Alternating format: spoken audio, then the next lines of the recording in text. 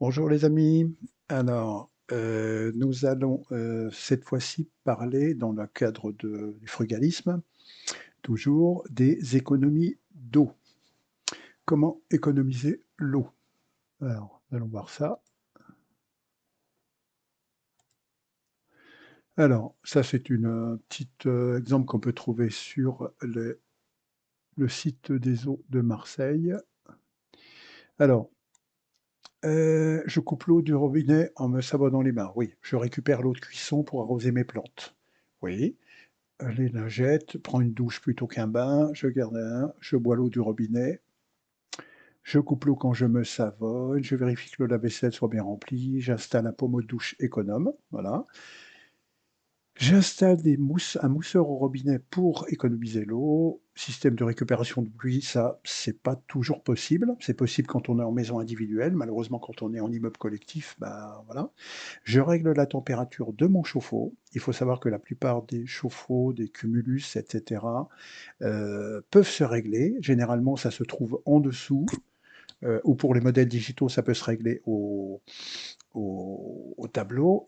On peut régler à 50 degrés sans problème. Il ne faut pas descendre en dessous de 47 degrés parce qu'on risque d'avoir des développements de légionellose, mais à 50 degrés, il n'y aura aucun souci et vous ferez des économies. Et en plus, votre ballon s'entartrera beaucoup moins vite. Je vérifie qu'il n'y a pas de fuite, j'installe une chasse à double bouton. Bah, tout ça, c'est pareil, hein, si vous êtes locataire et que vous n'avez pas, bon, bah, voilà. Je vais à ma voiture, je coupe l'eau du robinet quand je me rase. OK. Donc, on va parler d'un certain nombre de points. Alors, plusieurs choses. Les économiseurs. J'installe un mousseur, voilà. Alors, les économiseurs, c'est ça, c'est ceci.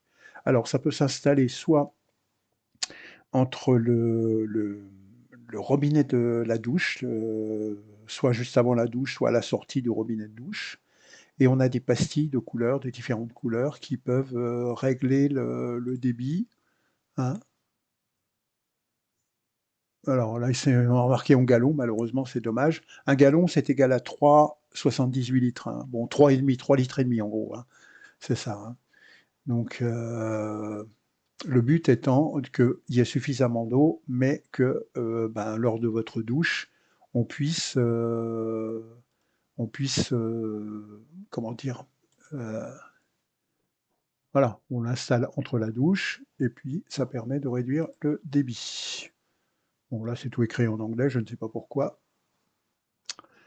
Il y a également, alors ça, c'est Ikea qui fait ça, qui est pas mal. C'est pas donné, hein, parce que là, c'est 40 euros, ça n'a plus tout à fait le même prix. C'est un compteur qu'on peut installer sous le robinet de douche. C'est un compteur qui vous dit combien de litres vous avez utilisé pour la douche. Et la température de l'eau, je crois, il vous donne également. Donc, ça peut être intéressant pour régler la température et pour... mais bon, c'est un coût, ça a un coût. Ensuite, on va parler, donc les éco-gestes, on a vu, on va parler on a parlé de la douche, des robinets, donc ça, vous pouvez les installer, les mousseurs comme ça, vous pouvez les installer, ça, il y en a pour la douche, mais il y en a également, ça existe aussi pour les robinets, pour les mousseurs en sortie de robinet, pour réduire la quantité d'eau. Il faut savoir une douche, par exemple, en normal, c'est entre 13 et 15 litres par minute. Donc une douche de 10 minutes, vous voyez ce que ça fait 150 litres d'eau. Si on compte que vous avez utilisé à peu près 40% d'eau chaude et 60% d'eau froide, eh ben, ça veut dire que malgré tout, vous avez quand même utilisé facilement 60 litres, 50 à 60 litres d'eau. Donc si vous mettez une pastille qui réduit le débit par exemple à 7 litres minute, eh ben, vous allez d'autant réduire votre consommation. Et ça, c'est quand même important. Ensuite, on a sur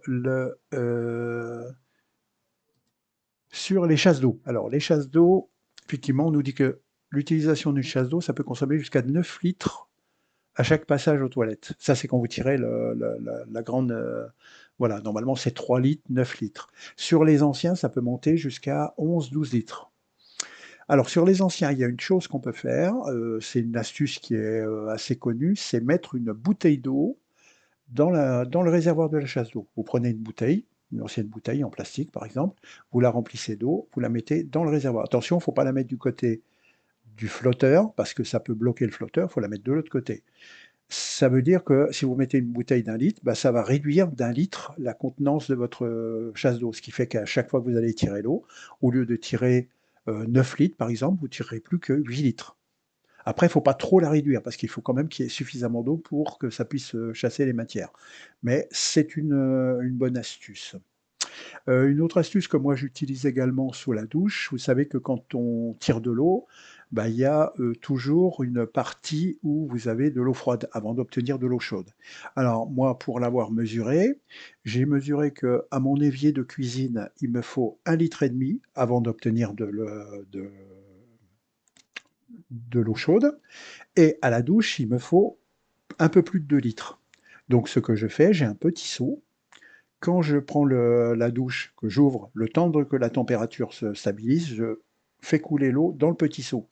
Cette eau-là, bah, elle peut me servir soit pour les toilettes, soit s'il n'y a pas de savon dedans, on peut l'utiliser pour les plantes, après l'avoir laissé refroidir, on peut l'avoir pour les plantes, pour plein de choses, voilà.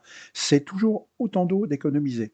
Il faut bien vous dire qu'une chose, c'est que 2 litres, si vous prenez une douche tous les jours, 2 litres par jour, 2 fois 300, ça fait 600, un peu plus de 600 litres que vous économisez juste en récupérant l'eau, la différence d'eau froide par rapport à l'eau chaude. C'est 600 litres quand même. Bon, alors c'est peut-être, ça paraît peut-être pas énorme 600 litres, mais c'est quand même, croyez-moi qu'à la fin de l'année, ça fait quand même, vous voyez un réservoir de 600 litres, vous allez voir ce que ça fait. Ça fait quand même un gros gaspillage d'eau, quoi. Donc ça, c'est des petites astuces qu'on peut faire effectivement. Il y avait dans ce qui nous disait également récupérer l'eau de cuisson, par exemple l'eau de cuisson des pâtes. Oui, il suffit de la mettre vous la mettez dans un seau, vous la laissez refroidir, on peut très bien la réutiliser. Attention, l'eau de cuisson, si jamais vous avez mis du sel dedans, surtout vous la mettez pas dans vos plantes, parce que là vos plantes vont crever. Donc ça c'est pour de l'eau de cuisson, vous avez fait cuire des pommes de terre, des trucs, mais vous n'avez pas mis de sel dans l'eau. Hein. On peut également, moi je récupère également l'eau quand je lave des légumes. Je lave une salade par exemple, je récupère l'eau. Pour les plantes, c'est très bien. Moi je rince le riz pour qu'il colle moins. Les légumes secs, c'est pareil, je les rince. Ou je fais tremper par exemple des légumes secs comme des haricots, des pois chiches, des lentilles. Et ben cette eau-là, vous pouvez la récupérer pour arroser des plantes, c'est très très bien. Donc c'est tout un tas de petits gestes comme ça qui permettent d'économiser l'eau. Croyez-moi, si vous faites tout ça, vous installez les mousseurs, vous récupérez l'eau, vous faites attention à votre chasse, ou vous installez une bouteille d'eau dans votre chasse d'eau, vous allez vous apercevoir, alors pas tout de suite, mais vous allez vous apercevoir en fin d'année que vous aurez moins consommé. Hein. Alors surtout en plus, moi je suis seul là, mais quand vous avez un ado qui passe 20 minutes sous la douche, 20 minutes à 11 litres par minute, je peux vous dire qu'il en a gaspillé de la flotte. Hein. Donc vous avez tout intérêt à mettre un économiseur et surtout à ne pas lui dire que vous avez mis un économiseur. Parce que si vous lui dites où les douches vont durer plus longtemps, ou alors il va vous dire ah ben non, ça rince pas bien. C'est faux. 7 litres par minute, ça rince largement assez. Voilà. Voilà, bah, c'est tout un tas de petites astuces comme ça. Là, on a vu pour l'eau. Je ne vais pas vous faire une vidéo trop longue parce que je me suis aperçu tout simplement que YouTube, dès que mes vidéos dépassent 15 minutes, il me les refuse. Je ne sais pas pourquoi, ça apparemment c'est nouveau, mais c'est comme ça. Il me refuse des vidéos qui durent plus de 15 minutes. Donc maintenant, je m'arrange pour faire des vidéos qui durent entre 10-15 minutes grand maximum.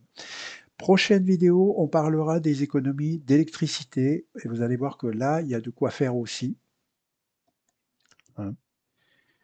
Alors, si vous jamais vous posez la question, parce que certains vont me dire oui, mais pourquoi hein. J'étais un ancien professionnel, j'étais plombier chauffagiste, donc quand je vous parle d'économie d'eau, je sais de quoi je parle. Hein. Voilà. Si vous avez des questions, n'hésitez pas, mettez-moi-les en commentaire, hein, voilà, ou en message privé si vous voulez, et puis j'y répondrai avec un grand plaisir. On se retrouve bientôt les amis, je vous laisse, bonne soirée, au revoir.